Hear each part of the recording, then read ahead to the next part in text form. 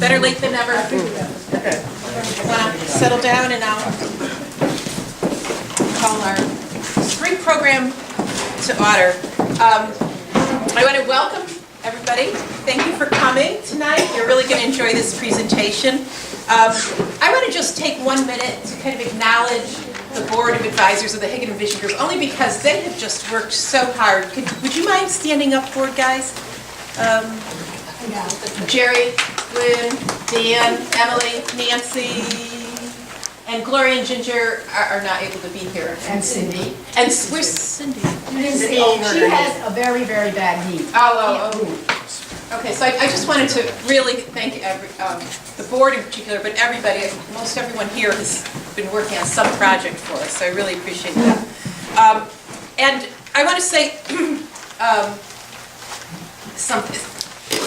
the number one reason that new nonprofits fail is because there's one really enthusiastic leader who eventually burns out and fades away.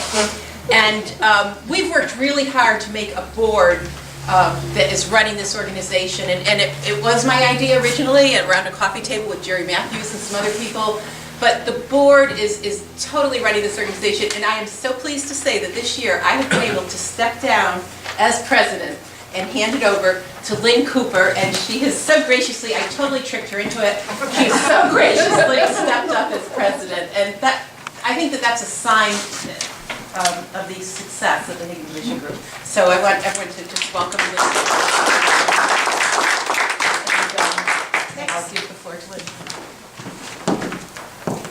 She didn't trick me so much as after she got me to say yes, she did one of those evil things, one of those cackles. She went, and she called up Jerry and said, I did it. And the two of them ran off, and I sat there and I said, now what do I do? But I am Lynn Cooper, and I want to thank you for attending tonight's program, From Vision to Action, a film presentation and discussion on idea factories, residents shaping the future of their towns, which is an extremely relevant topic for us here. Tonight's program is a natural follow-up to our Community Action Forum that we held last October. And before we start, I just want to share with you a few of the things the Vision Group has made progress in over the past several months. We are growing and continuing to develop, as Liz indicated, and we realized we needed a blueprint for our organization. So we've begun the development of a strategic plan. The plan is definitely a work in progress, but I just wanted to share with you a few things. First, we have defined a vision and mission. And I think what's most important about our vision and mission is our vision represents what the community wants, and that is a vibrant center enriched by a strong sense of community, natural resources, and heritage. It's what we want as residents of our community here in HIgganum. And our mission at HVG is to empower the community to achieve its vision. And I think that really says it all. And so, with this clarity of purpose, Liz has shared with you her decision to step down as president and get more involved in our vision and mission and less involved in the day-to-day operations. But I do want to say that Liz Bazazzi is our founder, and it's her personal vision, tremendous work, and extraordinary contributions that have brought us where we are today. And I want to thank you personally, and I want to thank you from all the residents of our community.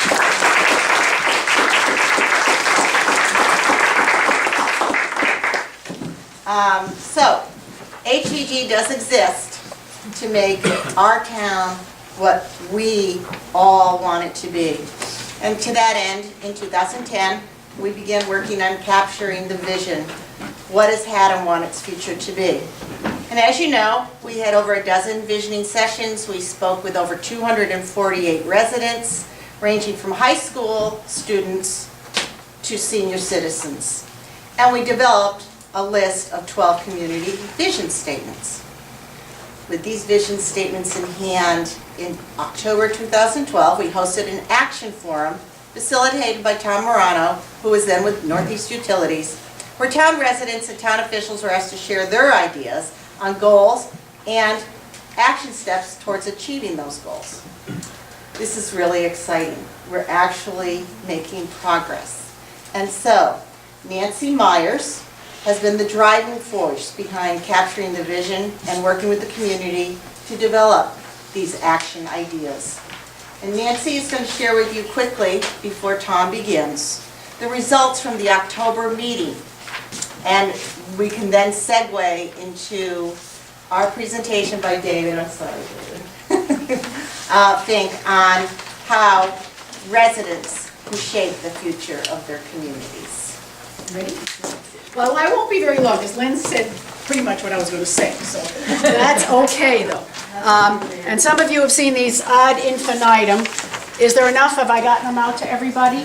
What I have given you, and Lynn did tell you, in the years 2010 and 2011, we conducted 14 visioning sessions with approximately 250 people in the community.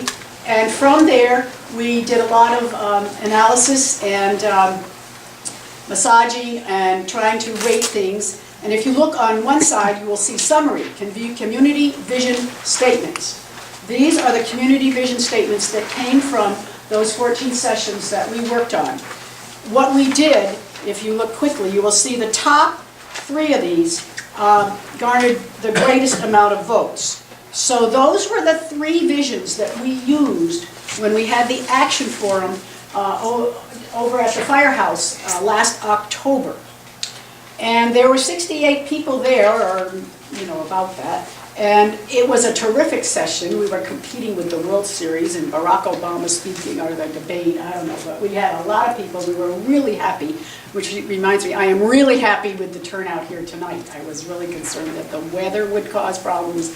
And it's great to see the new faces here, because we need to grow as an organization that's trying to help the community achieve its vision. And that's pretty much what our mission is.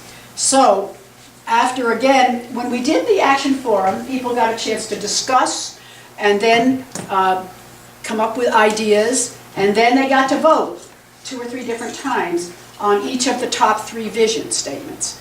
And then again, Lynn and I took all the data, and Lynn is a whiz at getting the data into some form that makes some sense.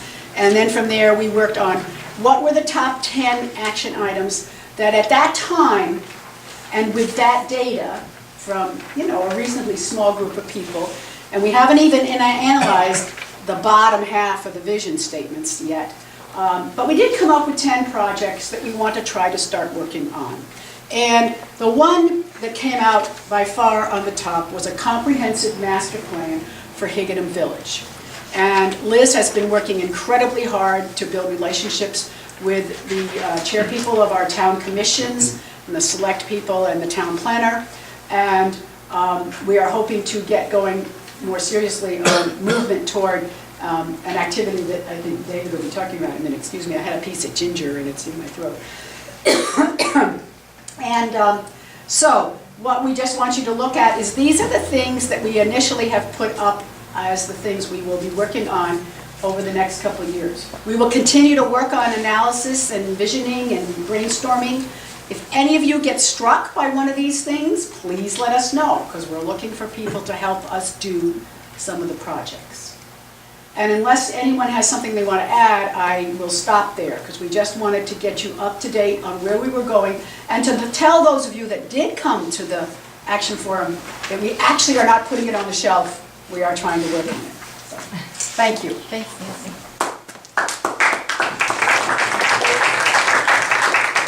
Liz was nice enough to get David to come visit with us this evening. Liz, if you could... Oh, I thought you were going to introduce me. You did? Yeah, I thought you would. That's okay, I'm happy to. Okay, because I did that. This evening, we're going to hear from David Fink, who is the Policy and Communication Director for the Partnership for Strong Communities. Liz, Nancy, and I are fortunate enough to hear David's talk not too long ago, and we were struck on how perfectly it aligns with our first action plan, and that is a comprehensive master plan for our village, and how we as residents can all contribute to that plan to make our vision a reality. David is the staff director of Home Economic Campaign, which is charting solutions for the shortage of housing that is affordable for workers, young professionals, and families across our state. He also coordinates the press relations and educational activities for the Partnership for Strong Communities. He has a wonderful background. He has testified before the U.S. Senate Banking Committee and the Connecticut General Assembly on housing creation related to transportation policy and community development, and just a myriad of other wonderful things in his bio, which is on the back side of your agenda, and I encourage you to read it. But rather than reading it to you, I'd rather our time be spent listening to David and what he has to tell us this evening. David, thank you for being here. Sure, thanks.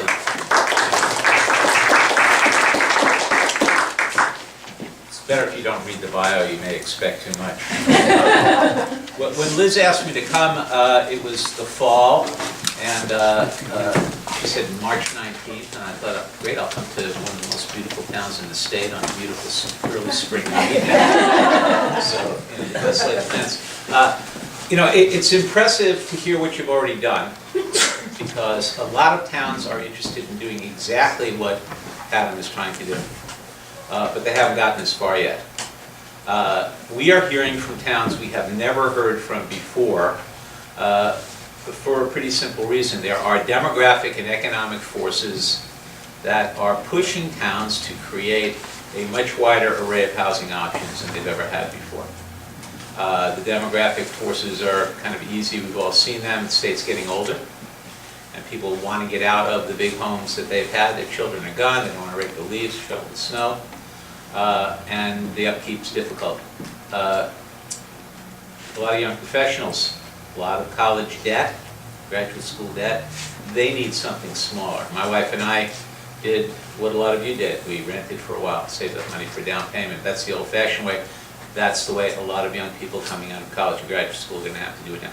So there's a huge demand in the state for smaller, denser, more affordable, energy efficient, walkable to the town center, and if you're lucky enough to be near transit, close to transit too. And both rental and ownership. Today I spoke to some guys in Berlin who want to do condos in a smart growth location. But as I say, I'm hearing from towns that we've never heard from before. Madison, Ridgefield, Brookfield, Canton, Southbury, Fairfield, all over the state. And as I say, they're not as far along as you are here. I guess the main reason we're hearing from them, like I said, are these demographic pressures, but it's because 134 of the towns in the state, 134 of the 169 cities and towns, have housing stock that is heavily skewed to single family. 134 have housing stock of 70% single family or more. And to be honest with you, the likelihood is that the demand for single-family homes is not going to be nearly as robust in the next decade or two as it has been. And for towns that have depended, and their grand lists have depended, on single-family homes to raise revenue, they're not going to see revenues keep pace with the need to preserve a current level of services. But the smarter towns are figuring out not just to accommodate their residents, but also to bolster their grand list. They're going to give the market what it wants. The market always gets what it wants. The question is, who's going to give it to them? And the market now is demanding that smaller, denser, more affordable housing. So, we created a video, which I'm going to show you now, and then we can talk a little bit more about it if you want. It shows 5 different municipalities in the state that have taken the next step from where you are and had a kind of planned, thoughtful community engagement. Simsbury is on here. They did a 7-day charrette. People stopped in from work on the way home, stopped back on Saturday. Everybody offered their ideas. So you get a few things from the charrette. You get the residents' ideas. You get the residents educated to what everyone wants to do. And third, you may get buy-in. And what you'll hear on here from First Selectmen is that people walked in, they didn't exactly get everything they wanted, They didn't take all their ideas, but at least they understood what people were trying to accomplish. And they felt good that they were part of the process. And they learned what people in town wanted, because that process had never happened before. So there's Simsbury with a 7-day charrette. Hamden is on there with a 5-day charrette. Colchester, Eastern Connecticut, had 2 large town meetings, but they got everyone's ideas. Bristol has had a running website, interactive. People can go on the website, like other people's ideas, offer their own ideas. They've had community meetups, you'll see on there. And then Old Saybrook, as you probably know, went through a 2-year-long process to create some of the housing and zoning that they wanted to create. You can do it in a lot of different ways, but the idea is the same. So have a look at this. It'll take about 10 minutes. It's narrated by Susan Campbell, who used to be a columnist for The Current, who now works for us.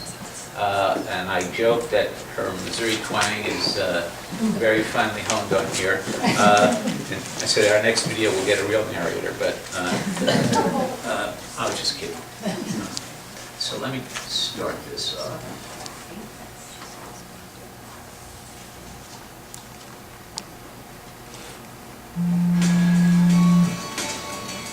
Hope you'll be able to hear. It's impossible not to love Connecticut. Our state is beautiful, with striking countryside, lovely homes, historic town centers, friendly neighborhoods. And even as Connecticut is changing, towns have been able to preserve those important resources. Change has hit the housing market. The recession has wounded local economies and municipal tax revenue. Energy and transportation costs are higher. Connecticut's population is aging. The state needs more young professionals and families. But cities and towns are addressing these changes, and they're responding to changing preferences as well. They know the residents need different places to live, work, and play. Smaller, energy-efficient, affordable homes. Transit connections by bus and rail. Interesting town centers where residents easily walk from home to shops, parks, plazas, restaurants, and jobs. Apartments for adult children coming home after college. Homes for our teachers, our police, our firefighters, our nurses. Towns need new solutions, but where can they find them, and who decides? Using town meetings, intensive planning charrettes, websites, social media, and other creative methods, Connecticut towns have sought the ideas, reactions, and collective wisdom of their residents before they've taken any votes or actions. Hamden, Colchester, Simsbury, Bristol, Old Saybrook. Different towns with different needs using different methods to produce the same result, success. Blueprints for development that the residents have shaped and now support. A process that has saved them money, time, and aggravation. A product that will boost their local economies and revenues, attract residents and businesses, and strengthen their communities.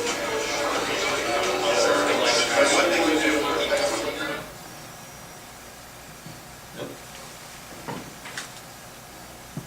I don't know what happened there, but I hope this doesn't continue. That's handed me, oh my gosh.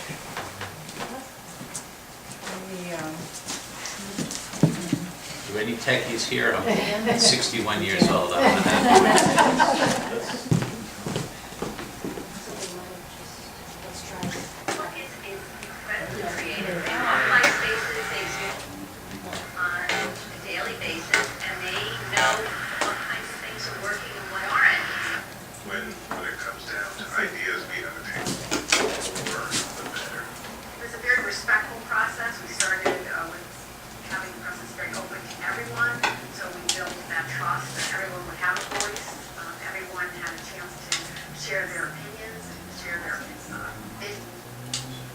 I think it's the speakers a little bit.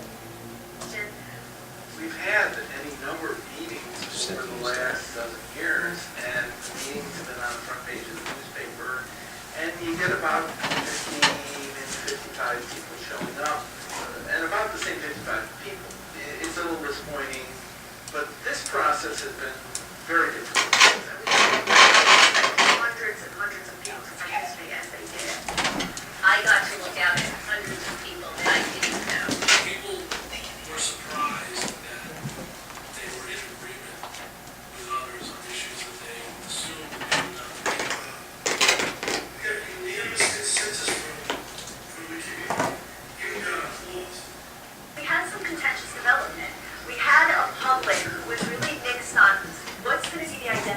Can you hear that?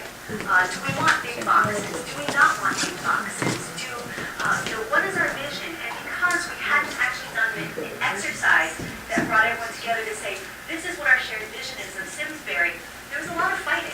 Some of the ideas that we've gotten with, I for one never would have thought of. The residents know their neighborhood. We walk this neighborhood. We buy our groceries here. We are friends with a baker. The more avenues you provide for people to participate, the more personalities you can satisfy. You just provide as many outlets as you can, and people will respond because they're talking about it, whether they're directly involved or not. And you have to hit all cylinders, or else you're gonna miss some piece of the conversation. As long as people know about what you're doing and have the opportunity to get their voice on it, I think that's important. Should there be some trees on the street? Is there enough room? How wide should the sidewalk? Should this building down here? We put together a 5-day charrette, and a charrette is an intense design workshop. That workshop, we worked from 9 in the morning until about 11 o'clock at night, straight through with our consultants. And we did an enormous amount of outreach before trying to get people to attend. We had over 300 people there the first night. We encouraged people to come in and out over the course of the 5 days to see what progress was being made, to leave their comments, to come at the midpoint for the presentation for any course corrections that were necessary, and then obviously at the end of the charrette for the final presentation. It's our job to listen and draw out the nuance, not only of the community, but of the different departments, the concerns of the planning department, the concerns of the police department, the concerns of the real estate community, the concerns of retail stores. And so it's a chance to pull them all together in one place where everybody can listen to everybody and get that sort of intensive interaction that we're just a part of. You don't hold back, okay? You let it be known that you're willing to sit down, you're willing to listen, you're willing to research that which you do not know, and entertain every idea and suggestion and opinion that's brought to the table. It doesn't have to be as large as what we did. We did it town-wide. You can do it for a few block area. So you can bite off as much as you're willing to chew. Sometimes people too, quite frankly, don't have the money or the resources to do a charrette, which can be fairly expensive. You don't have to do a full-blown charrette right away. Maybe you're not ready, but then do some of the groundwork that will hopefully get you to where you want to be. We use a lot of different methods, one of which is in-person meetups. We meet every month. We do little events and also large events. We do things like cash mobs, but also we have an online component that's very, very important to our process. It's bristolrising.com. And on that platform, people can join the conversation. They can start topics and threads and different ideas they have for the downtown revitalization, and also they can propose ideas for the development, and they can like ideas from other community members. So you have this whole influx of people who maybe normally don't go to regular planning charrettes and meetings, but they have this voice that they can go online and feel comfortable even in their PJs at home. There needs to be a significant amount of outreach that occurs with public engagement. It can't just simply be a notification in the newspaper for some sort of meeting. I think if you're going to do something large scale like this, you really need to go meet with the groups, go on their home turf, explain to them what you're trying to accomplish. I think we've gone so many years without asking what people think, because that's the way all towns and cities do it. You have this bureaucracy, you have your government that makes all the decisions for the town, and I think they probably think, and I don't think they do it in a wrong sense, it's just the culture, they think they're making the right decisions.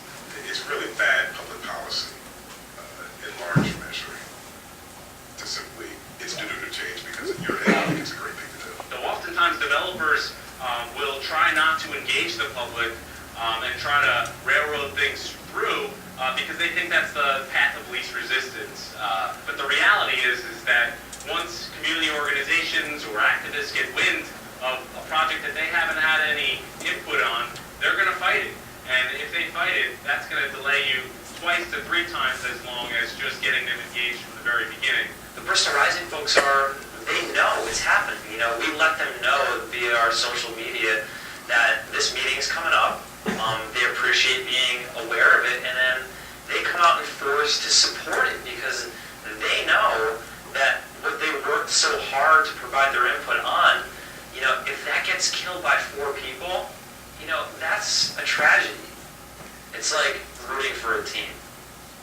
It's exactly what it is. You know, go Bristol Rising, and that's what they want. We want to get people from a diverse set of backgrounds, because ultimately, these are the community members that are going to take back the message, that are going to take back the plans, that are going to take back the goals that their constituencies that they serve. That's a very important process. The benefits really accrue to not only the townspeople because they know what type of development they're going to get. They also accrue to the developer that comes in and doesn't want to waste a lot of time or money putting together plans that are simply going to be denied by a town or a commission that doesn't want a particular type of development. So what this process does is it lays out in very graphic terms, very clear terms, exactly what the town's looking for. And that saves everybody a lot of time and money. It is much easier to get things done in a quick fashion when you already have the document and you know that the public had participation in the document. And after the process, we ended up with a vision that everyone agrees with, a plan that makes it easier to give developers information about what we want to see in town, what we don't want to see, and helps our residents express what they want their town to look like. A lot of people will walk away when they see something and say, maybe I disagree with it, but I understand the reason behind it. And when that happens, you really make progress. You can't make everyone happy. You should never try to make everyone happy. As long as everyone understands where the collective will wants to take the town, then we can have productive dialogues. It really is a win-win for everyone. Better economic development, higher quality neighborhoods, higher quality spaces, and it's a place that people want to live, want to visit, want to shop, want to do business in. The successful experiences of 5 municipalities can be replicated by any town in Connecticut. Any town can do it. Any town can preserve its character, yet adapt to changing needs. Planning proactively, engaging residents, collecting their great ideas to shape the community's future. It's not only a matter of making people happy, it's about getting things done.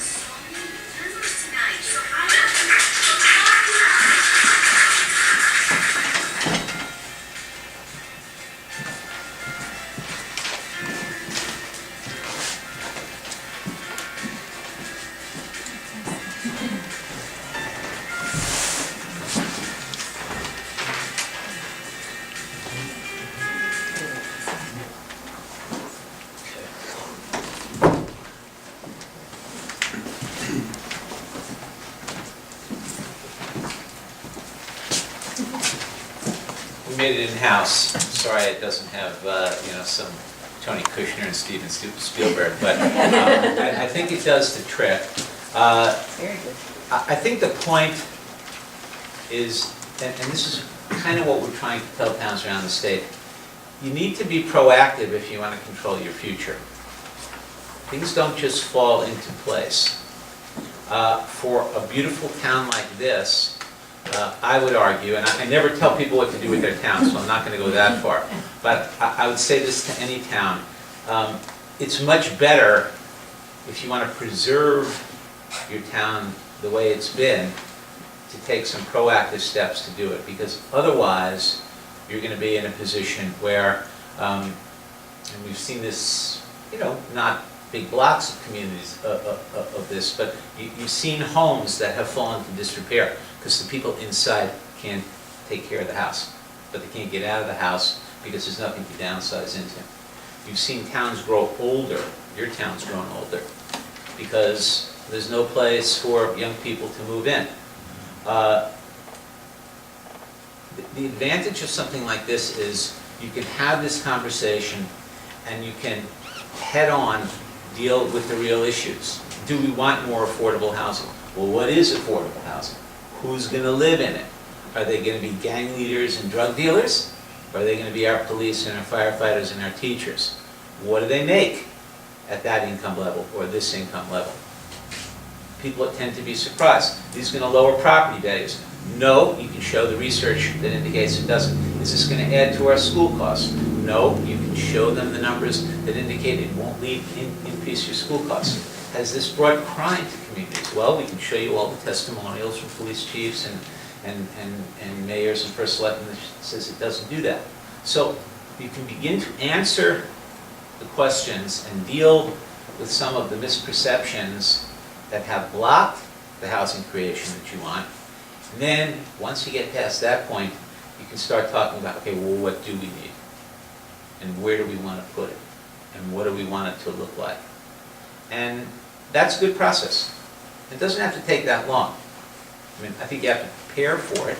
You have to have a good facilitator if you don't do a full-blown charrette. I mean, what Simsbury did, this was at the height of the housing downturn, or the depth of the housing downturn, I should say. And they were able to get a series of grants and bring together a dream team of architects and planners and landscape designers, some from across the country, for $90,000 in grants, which is a lot of money.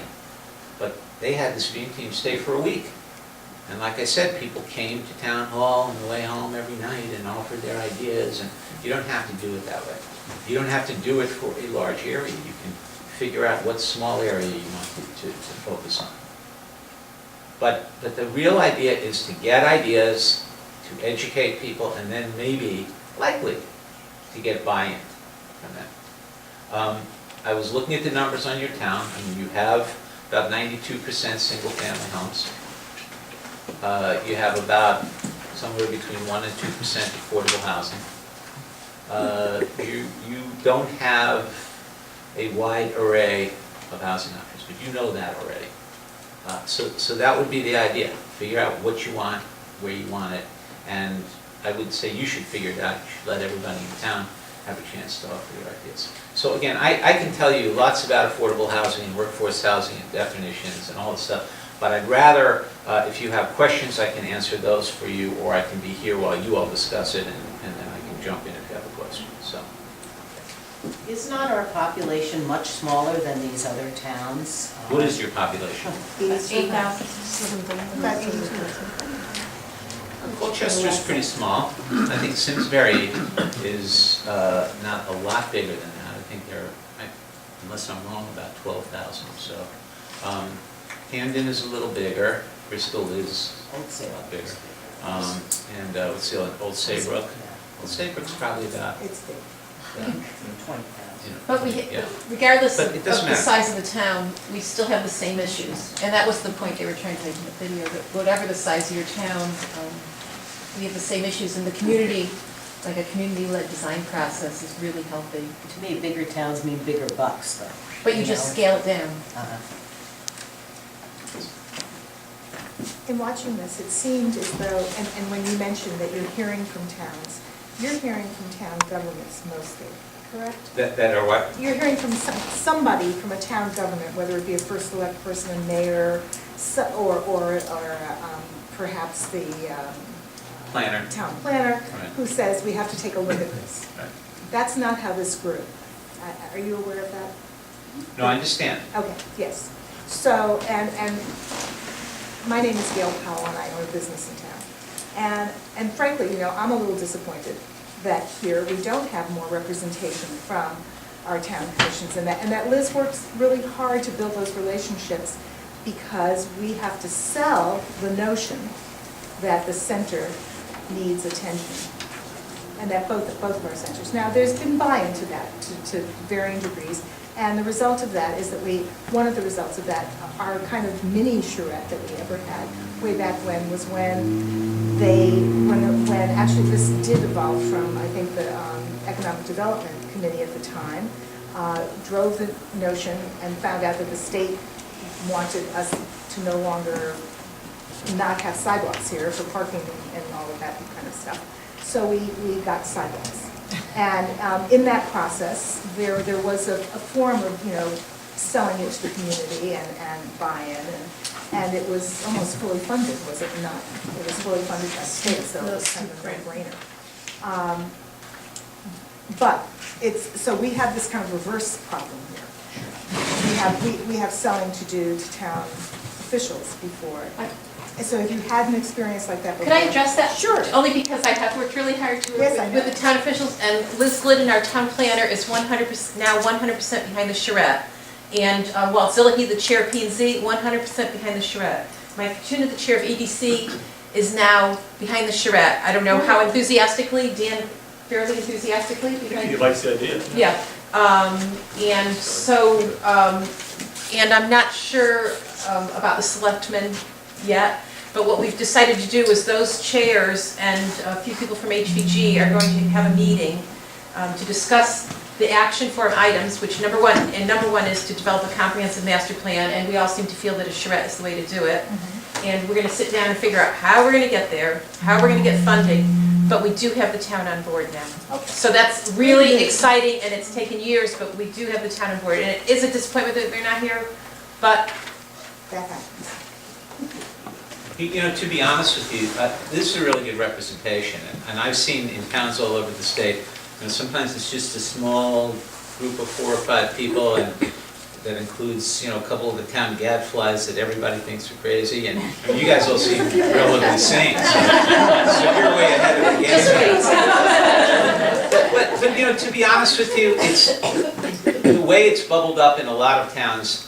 I believe in the old rules of divide and conquer. I used to be the government editor at the Current, and I had 23 reporters and 2 assistant editors, and if you know anything about journalists, they're anarchists. They don't want to come to meetings, they don't want to cooperate with anybody. And I met with them twice, the first time, and then when I told them I was leaving. Because I realized if I get them all together, that's a problem. So, you all know the people on the different commissions, particularly the zoning board. And I'm sure some of you have personal relationships with them. You'll see them alone. Divide, conquer, talk, open your mind. And that's what works in a lot of places. There is a group also called Housing Connections, which is a cooperative arrangement between the Connecticut Housing Coalition and LISC, Local Initiative Support Corporation. And they do go into towns and help towns and do some of the technical assistance, and they help towns do this, so they can help you guys too. And they'll do it for nothing. is that Dawn Parker's group? No, No. Dawn is at the Connection. Because this is, what's This is group? Housing Connections. Housing So this is Pat Spring and Betsy Crum and Andrea Pereira. And we can hook you up. Okay. And how can anybody, assuming you can come up with the wherewithal, and it doesn't have to be money, it'll have to be some money, but some way to bring everyone together. I frankly today love the idea of what Bristol did, websites. Most people have computers, people have email, people can log on, and they can look at the ideas there, offer the ideas. Software is really not expensive to do that, and it's a good way. You imagine, people do have a look, and they, as he said, they do it in their pajamas at home. David, the folks in Bristol, were they affiliated with the town government, or was that a separate That's nonprofit group? Or- Renaissance, the people who are the preferred or the designated developer for their downtown mall area. But yeah, they're working very, very closely with the city. With the planner, Alan Weiner, and that group, or? Yeah, but he's really not running the show. He's obviously doing the planning work, but in terms of the community engagement, they've given that job to the developer. And that's that mall, I'm gonna use the expression mall, but that's the little that shopping center directly across from where town mall is? It's no longer there. Right, that's, okay. Thank you. Have there been other towns that needed infrastructure like we do, water and sewer, and how does that work? Because those are big investments. Well, we're really at an interesting time. And to answer your question, yes. We are actually doing something that River Cog has asked us to do on March 27th. We're meeting with all the towns, and I'm bringing in Jocelyn Ayer from Northwest Connecticut. They've used the Home Connecticut grant to create, to get a study done on how you can do density without sewer and water, and, you know, depending on the soil, sometimes you can, sometimes you can't. But we're showing how to do that. But the real issue here is, and we've talked to the state about this, that Governor Malloy gets housing, and he has offered an enormous amount of support for housing creation. We are trying to make the case to them that the world has changed here, the state doesn't have the revenues to help everyone, that there should be no more free lunch, that the towns that look to help themselves, my dad always said, Lord helps those who help themselves, right? That's when he wanted me to do my homework. That the towns that do the right thing, whether they are zoning for denser housing near the new rail stations, because the state needs riders, or if the towns like yours are creating the housing options for their empty nesters, for young professionals to move to the state, that they should get the grant money, steep grants and the other discretionary money from the state to create the infrastructure they need. Now, obviously, you know, we're not naive. We know certain towns have not put in sewers over the years because they don't want the density. They don't want the development. You know, that's a discussion the towns have to have, whether they want to do that. I mean, I was in Durham, you know, 4 times in the last 2 years, and they still can't get over the hump because they're just not sure that they want to change the character of their town. And they have to learn a little more. And I can't get over the education process, you know. I mean, the best example of school costs. Everybody thinks if you create denser housing, you get a lot of school kids, and it's going to overwhelm your schools and increase the budgets. Well, guess what? I looked this up before I came. It's not as bad as some places, but it's pretty amazing. Your public school age population, 5 to 19 years old, will fall from 1,806 children in 2015 to 1,422, 21-point decline. That's consistent with the state. Over what period of time? From 2015 to 2025. The state overall, the decline is about 17% over the period. But like I heard a state rep from Westport the other day talking to me about school kids, and I looked at his numbers. Westport's school-age population is going to fall 34.8% over that period. And so the point is that, you know, we can fit probably 20 more people in this room without it costing any more for heat or light. Well, there's not much heat in here, but for light. And I mean, that's the point. Unless you're going to increase your school population where you're going to need another teacher or a modular classroom or another school, you're not increasing your school costs. It's baloney. I mean, you know, you hear property values, and we have studies from MIT that show the property values don't fall. In fact, they rise, if anything. So that's the thing. You have to have some way to educate the population about all these things that they think are going to bring, you know, doom to their town. And once you can get them past that, then they can start thinking a little more clearly about, okay, what do we want, and where do we want to put it? What do you consider affordable housing in dollars? Like, what's the range? Well, the definition is very much akin to, you know, what my folks told me, and your folks probably told you, that the first apartment you ever got, don't spend more than 25% of your monthly pay on rent. That's what my folks told me. HUD puts it at 30%. The point being that you want the other 70% left over for food, clothing, health care, transportation, all the other necessities.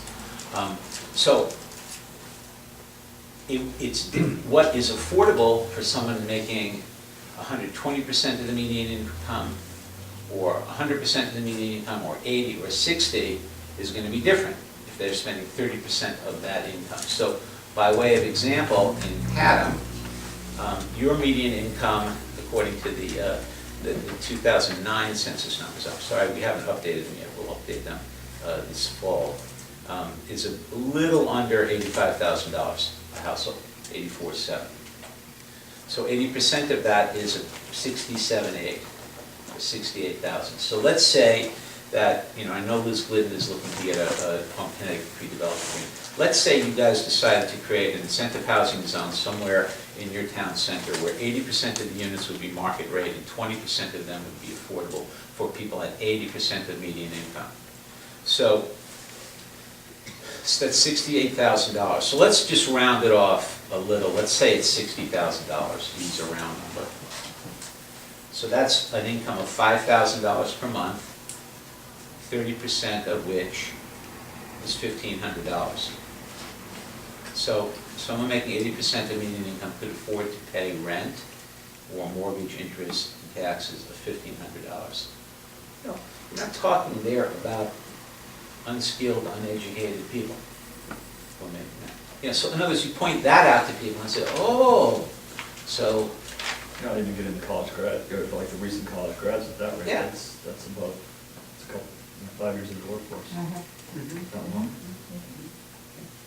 So, that again is the kind of thing that you can explain to a large segment of the town, something like this, and people begin to get the idea. One, two. Okay, I have a question.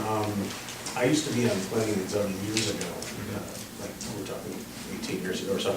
They were actively discouraging condo construction. In fact, I don't even think condos were permitted in the town under the then existing laws. Has that changed? Does anyone know? I mean, I'm not even sure, but.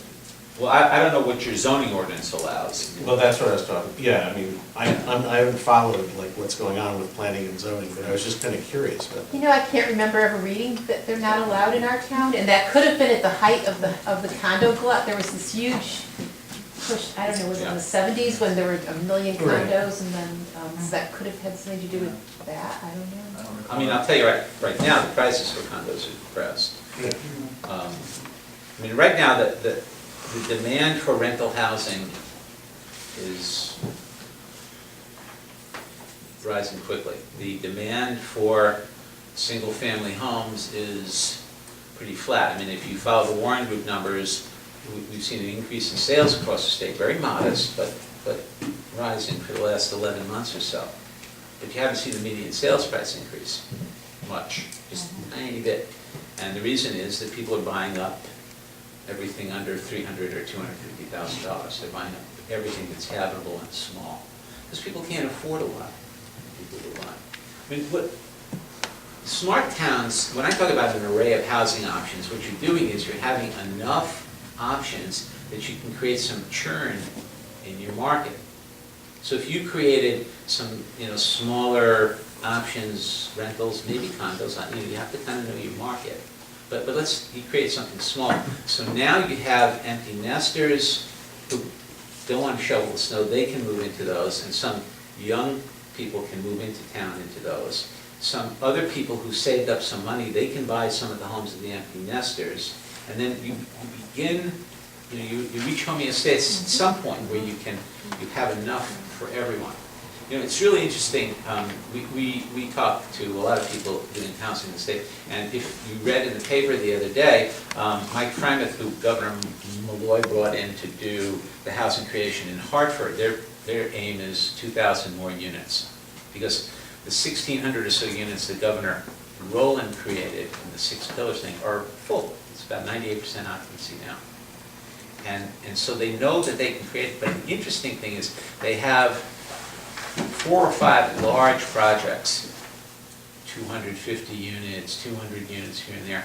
But he's starting in the paper the other day, he's starting now to give money out to developers who are going to redo buildings, 5 units here, 8 units there, because they realize they don't want to get overextended. They're not exactly sure what the market is yet. So if they give out a little bit here and a little bit there, they may not lose their shirt on some of this. So you have to kind of feel your way, and you have to know what's around. I mean, in a town your size, especially if you did something on a website, or you could easily take an email survey. 4 or 5 questions, happy where you live and what can you afford, a lot of stuff like that. But, understand that the constraints on young people are real. I mean, they're not as, the Fed of New York did a survey that showed that the average debt for kids coming out of college and graduate school last year was $24,300. But that's average. Joint Center for Housing Studies at Harvard pointed out that the median was $13,000. So some people have less than 24, and the ones who have way more, so the average settles into it, tend to be the 30 to 34-year-olds who are in graduate school too, and they're graduate school debt. The question is, do you need those people here? Do you want those people here? Are you ready to create what they need right now? Similarly, Employee Benefits Research Institute, which does a lot of pension planning and projections, reported last year 56% of all retirees and 54% of all current workers have $25,000 or less in the bank. I just heard that today on NPR. So some of us who may be more fortunate may think, well, everybody's got as much in the bank as we do. Well, they don't. And so they may have their house paid for, but then what happens, when they need new leaders and gutters and they need a new roof? Now they're suddenly thinking, I gotta get out of here. So, but you can take a survey of people in your town and figure out what do they need. I can tell you, if I was, 25 or 30 years old again, and I didn't know about HIgganum then, but if I knew something about this town, I'd want to live here. Again, you don't want the secret to go too far, because then you will have school enrollment problem. But for now, you got plenty of room in your schools to fill in. I'm sorry. Can you tell us a little bit about the other communities we saw and where they are in the planning process? I know Old Saybrook went through and put up Perry Crossing. Colchester, Simsbury, what have they done?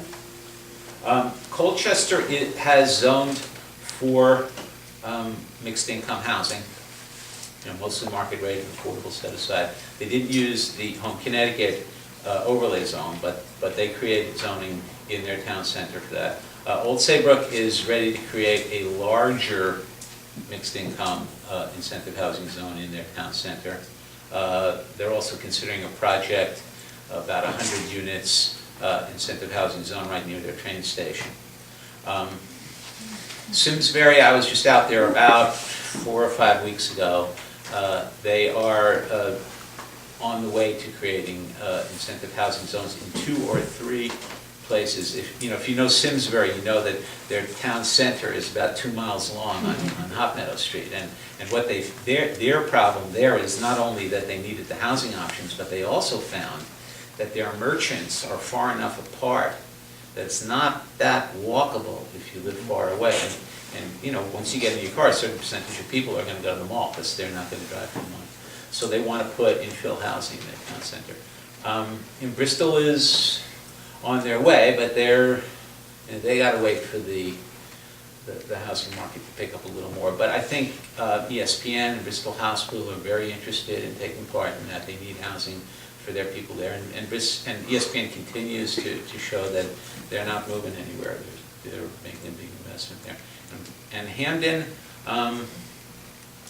Hamden did something that's a little different, and Chris knows better about this than I do, so he can maybe explain it, but it's called the form-based code. So they changed their zoning code, and a form-based code is designed to create a certain form, a certain look. So a bank or a supermarket are going to kind of look the way the town wants them to look. It's based on how it looks, and it also gets to issues of set-asides and spacing, but frontage and setbacks. So they did it a little differently. They already had an inclusionary zoning ordinance in their town, so any new housing had to have a certain percentage of affordable housing. But they're all moving ahead proactively. Have any of the towns purchased any of these parcels, or have they all tried to attract individual investors or developers? And what do you do when a lot of your property is this questionable brownfield, things that need to be remediated? Well, to answer the first question, I believe in Old Saybrook, Ferry Crossing was a piece of land that they got from the state DOT. The town got it, and then although I don't know, maybe that's a 99-year lease, I don't know exactly what happened It there. is, but- yes. And it was a brownfield too, But it it- had contamination on it. Right. Yeah. You know, we are talking to CDA, which handles most of the brownfield work now. CDA? Connecticut Development. They don't know a lot about housing yet. But Claire Lenardi, who now heads Connecticut Innovations and CDA, we met with last week. And, you know, again, it's hard to explain how separated, disparate, siloed all the state government was to kind of bring this all together. But we're trying to help them kind of understand that there are a lot of communities in the state. And I just saw an interactive map yesterday that shows where all the brownfields in the state are. Not enough money to clean them all up, but they're getting there. And the good thing about brownfields, especially if it's an existing structure, is the density is already there. The building's already there. I mean, sometimes it's not so good because the footprint does not allow for what people want. And a lot of developers don't like to use an existing structure because they're constrained.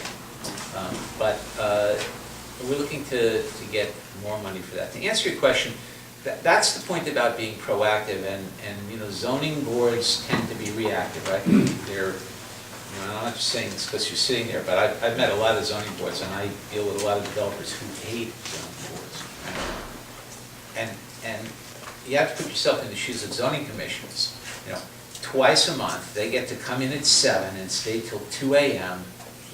to hear unbelievably boring proposals. And, you know, only to get attacked on Saturday at the Stop and Shop in Isle Lake by someone who says, you know, why did you approve that? You know, and they get paid nothing to do that.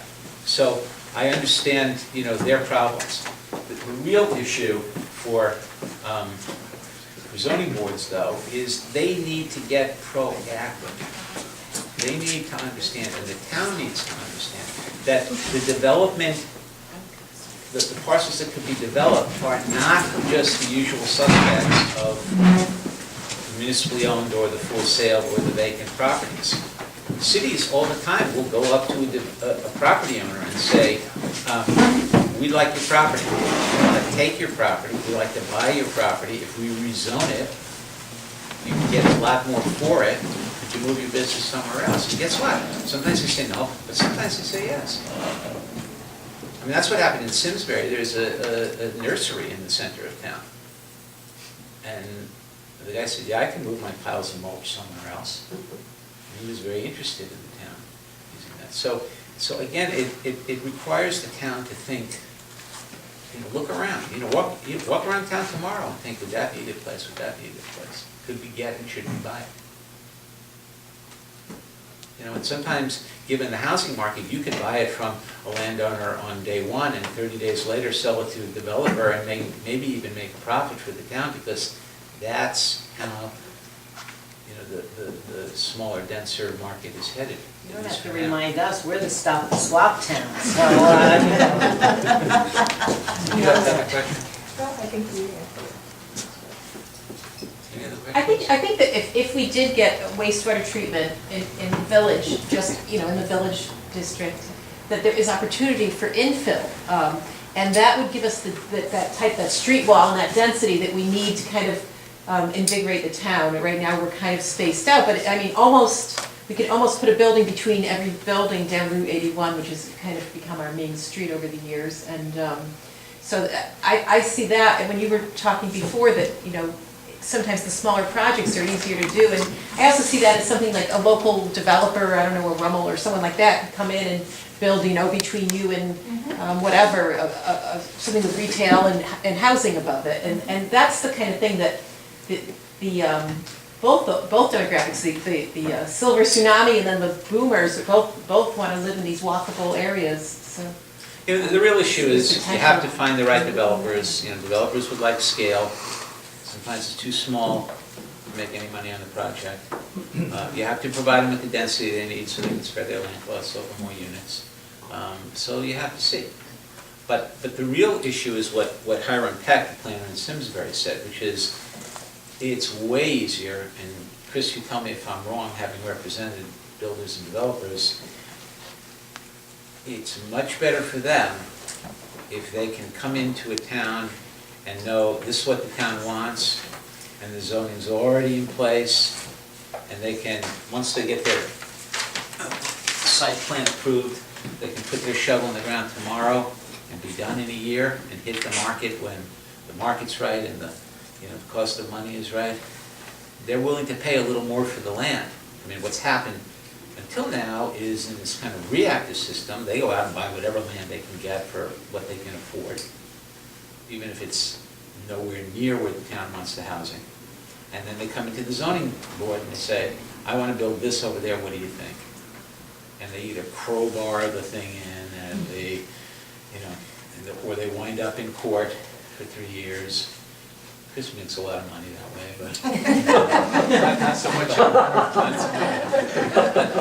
but I mean, but the point is, it's bad for everyone because there's acrimony in the town, and usually if you have a skillful lawyer, you win. And the fact is that it's bad for the developer because he has no idea 3 years out when he wins whether the market's still going to be the same as when he had the idea. So towns that can get together and figure out what they want and where they want it and say to the developer, look, this is exactly what we want. Can you build it for us? If you can, we'll let you start right away. Makes sense, Chris?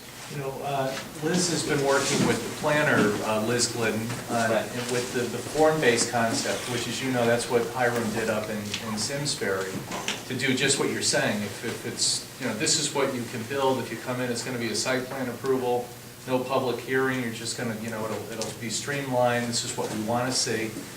So our planner, and I believe the chair of the P&Z Commission, understands that. So if you have any opportunity as you're working maybe with Liz Glidden with the incentive housing process or whatever to kind of reinforce that. And I also think that would be beneficial. And I also think the concept of, you don't have to have a 7-day charrette at 90 grand like they did up in Simsbury, which is a totally different town than HIgganum. And I think reinforcing that throughout the state and with our folks as well, it would be very beneficial. That you can do something like apparently in Colchester, or what's happened here that Liz has done, has really set a nice groundwork and a baseline for going forward. You don't have to go out and reinvent the wheel to establish what people want. And I think what's been great with the group is that it's focused on this center right here, and it's not a town-wide situation like in Hampton, which that was a huge form-based process that Leslie did there. But anything along those lines, I'm just throwing that out there and just educating the folks, some of the decision makers. And I think it's great to say, everybody in this room, it's a small town. You know people on these commissions. You know the selectman. You know the planner. You deal with her periodically. If you can start planting some of these seeds with these folks. Liz Glidden does support form-based code. In fact, she said that that if we do a charrette, which she is behind, that she thinks that the outcome should be form-based code. So I think she's behind that. Well, it's easier. Yeah, and form-based code, basically, like a little deeper description is like you define the form of the building and you let the market determine what goes into it. So a bank could go into it, or a housing, or retail, whatever. But what the zoning regs define is the form of the building, it's more traditional. I mean, that's what you see in cities: the adaptive reuse of something that was built as a factory and later used as housing and later converted to offices. So is that similar to what we have like now in the village regs that just says, for instance, that the frontage should be on the street, and so you define what you want to have, and so anybody building the next building wouldn't be building a building set way back.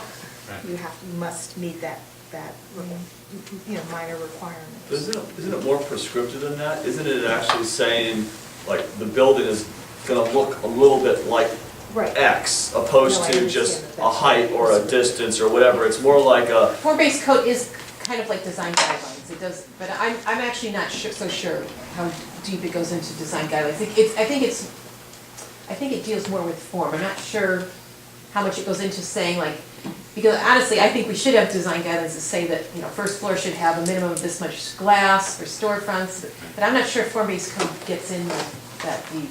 It can really be whatever you want. I mean, you can come up with, this is what we'd like to see this look like, the center look like, and have it in different segments, and then have, a lot of these, form-based has a wide range of uses that may be permitted. So like all the examples, you can have a bank, you can have a grocery store, whatever, or have a mix with some residential, but it's not just a free-for-all as far as the uses. There is that basic planning concept.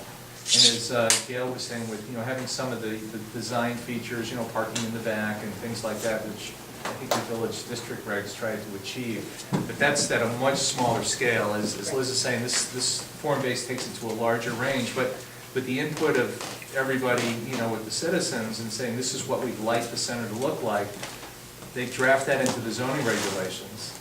And they have some graphics showing what it will look like, and it tells the developer, if you come into town, you can put this here.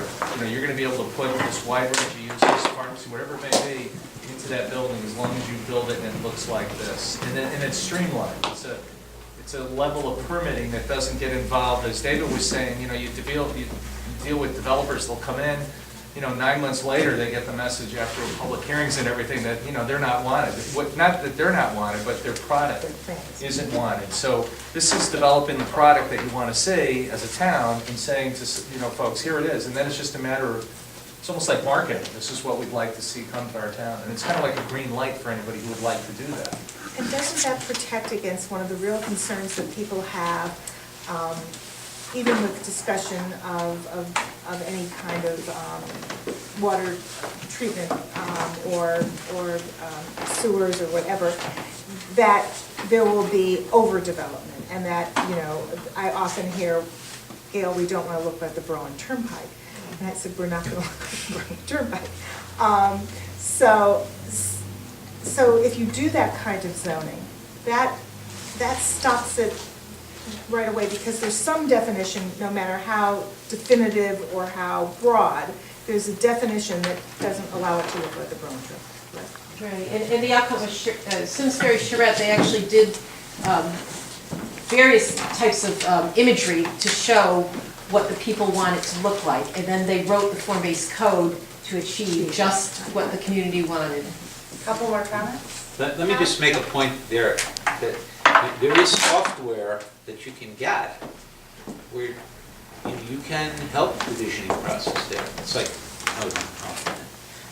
it's like my wife gets crazy when she goes into a clothing store because there's just too many racks of clothes, and I realize that's what the mannequins are for.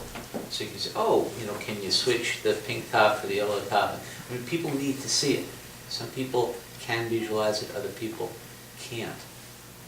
And the other thing that, just to underscore, I mean, make no mistake, you got a hard job because zoning boards are not used to working this way. They are used to hearing a proposal and then saying, no, we're going to write a special permit, and after they hear the proposal, as opposed to putting everything you want into the regulation to start, whether it's a form-based code or whether it's an incentive housing zone regulation. I mean, you can do that, but it's just not the way it's been done. So, if your zoning board is like most towns, you got, some old dogs on there and they don't know any new tricks and they don't want to learn them. So there's going to be an education process. I just want to add one thing and maybe ask Lynn and Liz a question. We forgot one important board is the Board of Finance, and they're in the middle of doing the budget now. And they did talk at the last meeting about a $10,000 line item for Liz Glidden that they mentioned just in passing. Oh, it's a charrette or something. So I'm just wondering if you guys had thought of maybe making a presentation to the Board of Finance, or if you've already talked to individuals. So so what we've done so far is I've met individually with the chair. Every chair, I haven't met with Deb Olson yet, though, the chair. I just suddenly got really busy with work. Which is, praise the Lord. But Nancy could you just, you.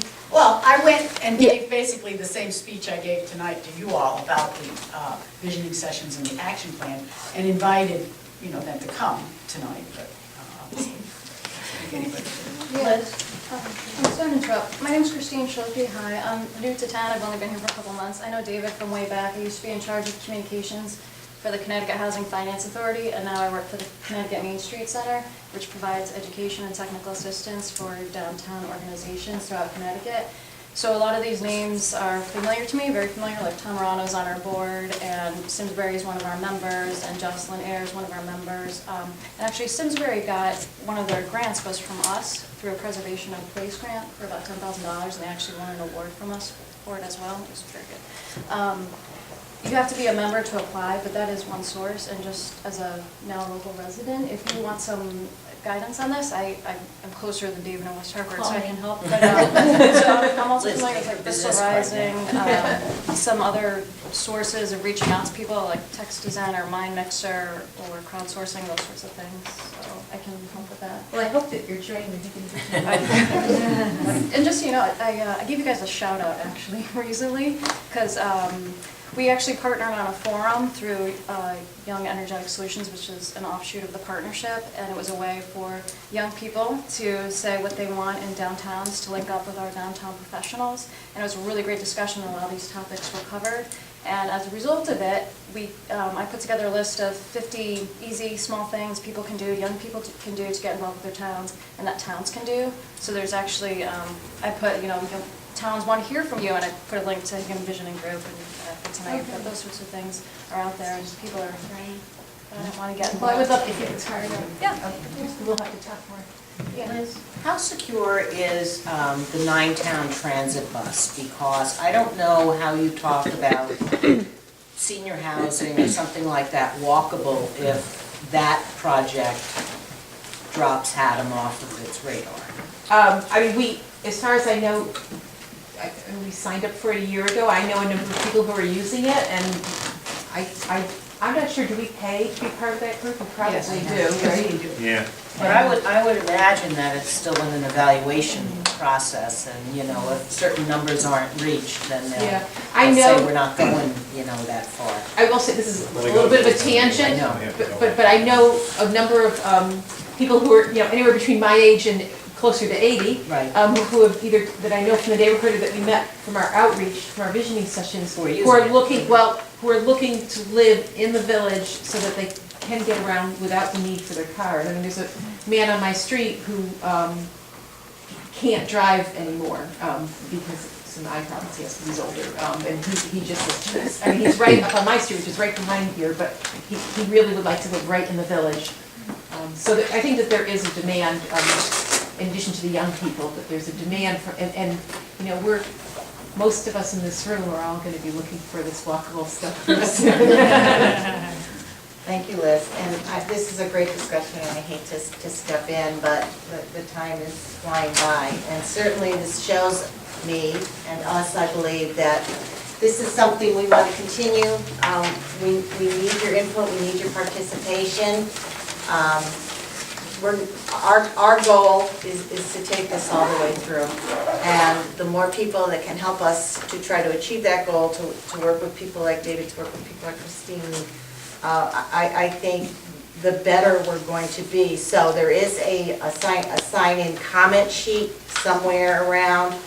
Please, if you want to get involved, and particularly on some of the topics we talked about tonight, please note that down, because our group is driving forward with what we're calling the public-private partnership, the work Liz is doing with Liz Glidden and the EDC, the P&C, Conservation Committee, the Board of Finance. We're trying to create this to be a cohesive unit, and as I said at the beginning, our role is to ensure that what happens is what the residents want to happen, not what we want. It's what the community wants. And so the more of us that are involved and can have interaction, the better. So please note down and be a part of this. I also really want to thank our friends here at the HIgganum Grange for their continued support in allowing us to use this hall and contributing excellent ginger cookies. I worked hard on it. They taste it, they're very good, and we have been partners with them since we began, for all intents and purposes, and they've always been here, always opened up at a moment's notice, and I just want to personally, and from the HBG, and from our community, thank you very much.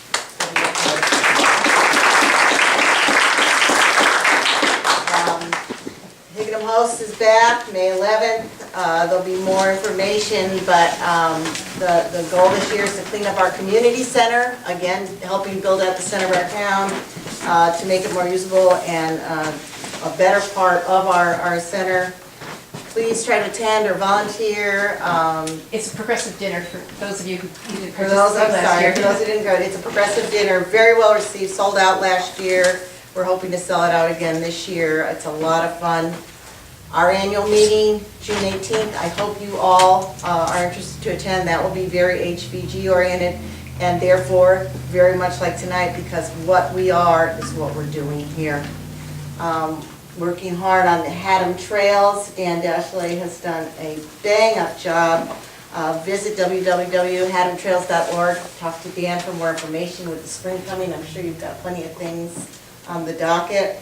We'll be having a hydrangea planting party this fall. You've seen the hydrangeas in our town. We're getting some more. Lorraine Reese, if you want to get involved and work on that, we'll get some lovely photos of Harlan and Gina planting. You too can be planting photo. We've got other things, again, all designed to pull our community together and make the village a place to want to be. Our Christmas parties, our decorating at Christmas. Visit the HIgganumVisionGroup.org and see all things HIgganum, and pardon? And our page Friend on us. Facebook. Friend us. Or whatever it's called. Share us. And please be in touch. Liz Bazazzi, Nancy Myers, myself. The more help we get, the faster we can get this done. And that's really the idea here. Thank you very much for Have joining us some this goodies evening. before you go, Yes. and thank you so much.